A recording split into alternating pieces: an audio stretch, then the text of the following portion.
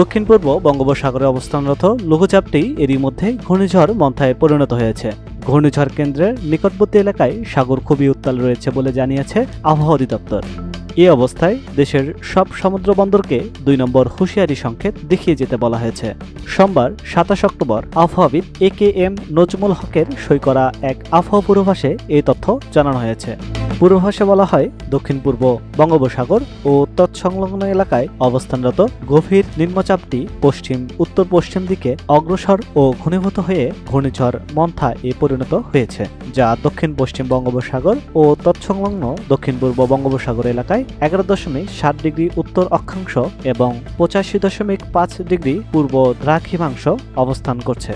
এ সময় চট্টগ্রাম, কক্সবাজার, মংলা ও পায়রা সমুদ্র বন্দরগুলোকে 2 নম্বর হুঁশিয়ারি সংকেত দেখিয়ে যেতে বলা হয়েছে।